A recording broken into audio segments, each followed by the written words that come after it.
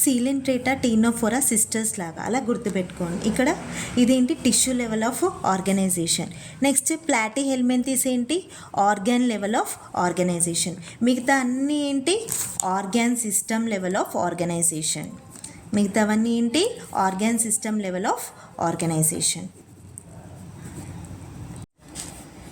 Animal కింగ్డమ్లో మనకి ఒక హెడ్డింగ్ ఉంటుంది. ఏంటది బేసిస్ ఆఫ్ క్లాసిఫికేషన్. దేన్ని బేస్ చేసుకొని క్లాసిఫికేషన్ చేశారు అని. ఓకే, ఇక్కడ బేసిస్ ఆఫ్ క్లాసిఫికేషన్లో మెయిన్గా మనకి ఎన్ని ఉంటాయి 6 ఉంటాయి. ఫస్ట్ ఏంటి level of organization.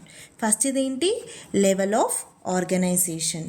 Next second ఏంటి సిమెట్రీ. ఓకే, నెక్స్ట్ సెకండ్ ఏంటి సిమెట్రీ. థర్డ్ ఏంటి జర్మ్ లేయర్స్. ఫోర్త్ది ఏంటి సీలోమ్. ఫిఫ్త్ది ఏంటి సెగ్మెంటేషన్. సెగ్మెంటేషన్కి ఇంకొక నేమ్ ఏంటి మెటామెరిజం. Segmentation or metamerism.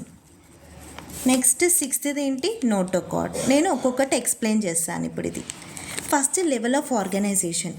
ఒక ఆర్గానిజంకి సెల్స్ ఉంటాయి, కొన్ని ఆర్గానిజమ్స్కి టిష్యూ ఉంటుంది, కొన్ని ఆర్గానిజమ్స్కి ఆర్గాన్ లెవెల్ ఆఫ్ ఆర్గనైజేషన్ ఉంటుంది, కొన్ని ఆర్గానిజమ్స్కి లైక్ మల్టీసెల్యులర్ ఆర్గానిజమ్స్ కదా మనం, వాటికి ఏంటి organ system level of organisation ఉంటుంది.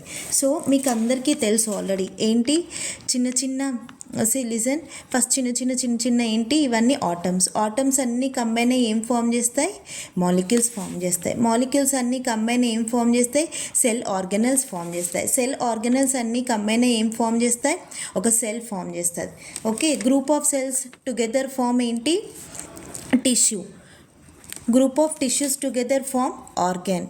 Group of organ together form organs together form organ system and it forms organism. So ఇక్కడ మనం ఇక్కడ నుండి ఐడియా ఉన్నా చాలు. Group of cells together form tissue. Group of tissues together form organ. Group of organs together form organ system and organism form చేస్తుంది కంప్లీట్గా. So ఇది basic. Next symmetry. Symmetry అంటే జనరల్గా ఒక ప్లేన్ సెంటర్ నుండి పాస్ చేసినప్పుడు ఏమవుతుంది మనకి 2 ఈక్వల్ హాఫ్స్ వస్తాయి.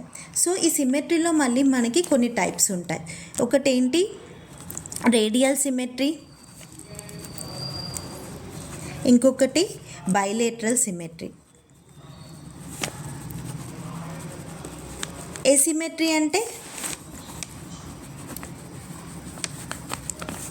ఎసిమెట్రీ అంటే ఎలా కట్ చేసినా ఈక్వల్ హాఫ్స్ రాదు.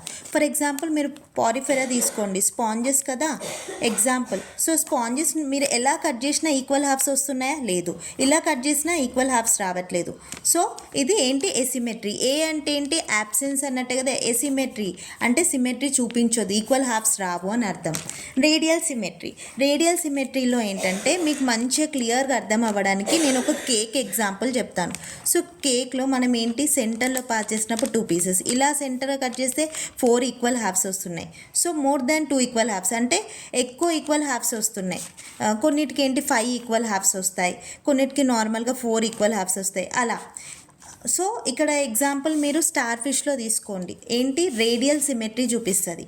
ఓకే, బైలేటరల్ సిమెట్రీ అంటే ఇప్పుడు ఒక ఆర్గానిజం ఉంది, ఎగ్జాంపుల్ మనం తీసుకుందాం. Okay, human beings. ఇక్కడ ఏంటి మనం 2 ఈక్వల్ హాఫ్స్గా ఏంటి వర్టికల్ ఒక ప్లేన్, ఓన్లీ ఒక ప్లేన్ ఒక యాక్సిస్ పాస్ చేసినప్పుడు 2 ఈక్వల్ హాఫ్స్ వస్తున్నాయి. Okay, body is divided into 2 equal halves by single plane. దాన్ని ఏమంటాం మనం బైలేటరల్ సిమెట్రీ అని అంటాం. Next germ layers. So germ లేయర్స్కి నేను చెప్తాను, సింపుల్గా వినండి. మనకి ఏంటంటే మనం మదర్ ఊమ్లో ఉన్నప్పుడు ఏంటి జనరల్గా మనకి డివిజన్ జరుగుతుంది, సెల్ డివిజన్ జరుగుతూ ఉంటుంది. అప్పుడు ఏంటి ఎంబ్రియోనిక్ డెవలప్మెంట్ జరుగుద్ది. ఎంబ్రియోనిక్ డెవలప్మెంట్ జరిగినప్పుడు సో ఫస్ట్ ఏంటి జైగోట్ ఫామ్ అవుతుంది, సెల్స్ డివైడ్ అవుతూ ఉంటుంది. జైగోట్ డివైడ్ అయ్యి ఏమవుతుంది మనకి మారులా స్టేజ్ వస్తుంది, తర్వాత అటాచ్ అవుతుంది, ఇవన్నీ ఎంబ్రియో ఫామ్ అవుతుంది, మనకి ఇవన్నీ తెలుసు కదా. ఆ ఎంబ్రియోనిక్ డెవలప్మెంట్ అప్పుడు మనకి 3 జెర్మ్ లేయర్స్ ఉంటాయి. అదేంటి ectoderm, mesoderm and endoderm. So ఈ 3 జెర్మ్ లేయర్స్ ఉండడం వల్ల మనం ఏమంటున్నాం ట్రిప్లోబ్లాస్టిక్ అని అంటున్నాం. Okay, triploblastic. సో జెమ్ లేయర్స్లో మనకి ఏంటి, ఒకటి ట్రిప్లోబ్లాస్టిక్, ఇంకొకటి ఏంటి డిప్లోబ్లాస్టిక్. ట్రిప్లోబ్లాస్టిక్ అంటే 3 జెమ్ లేయర్స్ ఉండడం, అదేంటి ectoderm, mesoderm and endoderm. Diploblastic అంటే ఏంటి 2 జెమ్ లేయర్స్ ఉండడం, ectoderm and endoderm. Ectoderm and endoderm. ఇంకా మీసోడర్మ్ ఉండదు ఇక్కడ. ఓకే, 2 ఉంటాయి. డై అంటే ఏంటి 2 మనకి తెలుసు కదా. ట్రై అంటే ఏంటి 3. సో 3 ఉంటే ఏంటి 3 జెమ్ లేయర్స్ ఉంటే ట్రిప్లోబ్లాస్టిక్ అంటాం, 2 ఉంటే డిప్లోబ్లాస్టిక్ అంటాం. సో ఇక్కడ ఎక్టోడర్మ్కి ఎండోడర్మ్కి మధ్యలో అన్డిఫరెన్షియేటెడ్ ఆర్ అన్డివైడెడ్ ఒక జెమ్ లేయర్ ఉంటుంది, దాన్ని మనం ఏమంటాం మీసోగ్లియా అని అంటాం. ఓకే, ఒక గ్లూలా, సారీ జెమ్ లేయర్ కాదు, ఒక గ్లూలా ఏం ప్రజెంట్ అయి ఉంటుంది, mesoglea is present between the ectoderm and endoderm. Okay, next coelom. Coelom అంటే చాలామందికి కన్ఫ్యూజన్ ఉంటుంది. కొన్నిట్లో బుక్స్లో మనకి ఏంటి బాడీ క్యావిటీ అని మెన్షన్ చేస్తారు, కొన్నిట్లో సీలూమ్ అని ఉంటుంది. ఓకే, ఎన్సీఆర్టీలో 2 నేమ్స్ ఇచ్చారు. Body cavity is nothing but coelom. Body క్యావిటీకి ఇంకొక నేమ్ ఏంటి సీలూమ్. అసలు సీలూమ్ అంటే ఏంటి, మన బాడీ వాల్కి అండ్ గట్ వాల్కి మధ్యలో స్పేస్ ఉంటుంది. ఆ స్పేస్ని మనం ఏమంటాం క్యావిటీ అంటాం. సో దీన్నే మనం ఏమంటాం body cavity, or we can also call it as what coelom. Okay, ఇందులో మళ్ళీ సీలూమ్లో 3 టైప్స్ ఉంటాయి. ఏంటి, ఒకటి ఏసిలోమేట్. ఏసిలోమేట్ అంటే యాబ్సెంట్ కదా, సో సీలూమే ఉండదు, బాడీ క్యావిటీయే ఉండదు దానికి. నెక్స్ట్ యూసీలోమేట్. యూసీలోమేట్ అంటే జర్మ్ లేయర్స్ మధ్యలోనే మనకి ఏంటంటే బాడీ క్యావిటీ ఉంటుంది, మీకు అందరికీ తెలుసు. సో ఆ బాడీ క్యావిటీని లైన్ చేస్తుంది మీసోడర్మ్, కంప్లీట్గా లైన్ చేస్తే దాన్ని మనం ఏమంటాం యూసీలోమేట్. యూసీలోమేట్ అంటే ఏంటి ట్రూ. ఈ యూ అంటే ఏంటి ట్రూ, యూ అంటే ఏంటి ట్రూ, ట్రూ సీలోమేట్. అంటే ఆర్గానిజమ్స్కి ఏవైతే ట్రూ సీలూమ్ ఉంటుందో వాటిని మనం యూసీలోమేట్స్ అని అంటాం. Okay, so nothing but eucoelom అంటే true body cavity or true coelom అని అర్థం. నెక్స్ట్ సుడోసీలోమేట్. సుడోసీలూమ్ అంటే ఏంటి ఫాల్స్ సీలూమ్. అంటే సీలూమ్ ఉన్నట్టే అనిపిస్తుంది, బాడీ క్యావిటీ. అవును, ఇక్కడ ఏంటి ట్రూ సీలూమ్కి ఏం చెప్తున్నాం, మీసోడర్మ్ లైన్ అవుతుంది కంప్లీట్గా అని చెప్తున్నాం. 2 సైడ్స్. ఇక్కడ సుడోసీలూమ్ అంటే ఏంటి అంటే జనరల్గా మీసోడర్మ్ ప్రజెంట్ అయి ఉంటుంది, లైన్ చేస్తుంది, కానీ స్కాటర్డ్ పౌచెస్ లాగా ప్రజెంట్ అయి ఉంటుంది. ఓకే, మీసోడర్మ్ ఏంటి స్కాటర్డ్ పౌచెస్ లాగా ప్రజెంట్ అయి ఉంటే దాన్ని మనం ఏమంటాం సుడోసీలూమ్ అంటాం. Example aschelminthes, round worms. Okay, next segmentation and metamerism. Segmentation అంటే జనరల్గా మీకు తెలుసు. Next segmentation is also known as metamerism. ఇప్పుడు నేను మీకు క్లియర్గా ఎక్స్ప్లెయిన్ చేస్తాను.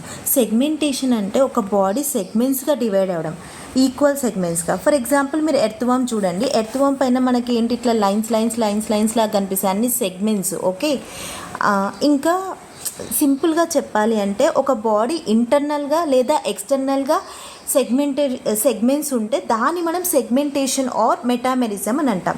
ఇప్పుడు ఎక్స్టర్నల్గా మీకు చెప్పాను ఏంటి ఎర్త్వామ్ పైన సెగ్మెంట్స్ ఉంటాయి అని చెప్పి. సో ఇంటర్నల్గా కూడా నేను చెప్తాను. కాక్రోచ్ తెలుసు కదా మీ అందరికీ. సో కాక్రోచ్లో ఏంటి మనం 13 ఛాంబర్డ్ హార్ట్ చూస్తాం, అవునా కాదా. సో 13 ఛాంబర్డ్ హార్ట్ ఇవి కూడా సెగ్మెంట్సే కదా, ఛాంబర్స్ అనేటివి. ఓకే, 13 ఛాంబర్డ్ హార్ట్ అనేటివి. సో అలా ఇంటర్నల్గా. లేదా హ్యూమన్ బీయింగ్స్ తీసుకుందాం, మనకేంటి 4 ఛాంబర్డ్ హార్ట్, అవి సెగ్మెంట్సే కదా.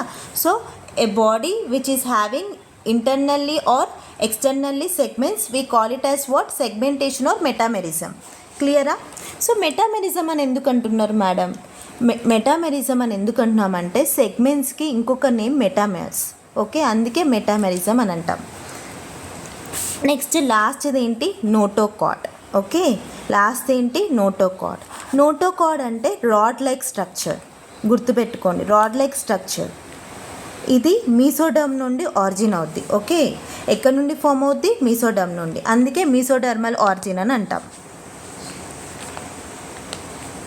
సో ఇది మనకి అడల్ట్స్లో కొన్ని కార్డేట్స్లో లైక్ హ్యూమన్ బీయింగ్స్లో ఇది ఏమవుతుంది notochord is replaced by vertebral column. అంటే నోటోకార్డ్ వర్టెబ్రల్ కాలమ్ లాగా మారుతుంది అడల్ట్స్లో. ఓకే, కొన్నిట్లో మాత్రం నోటోకార్డ్ లానే ఉంటుంది.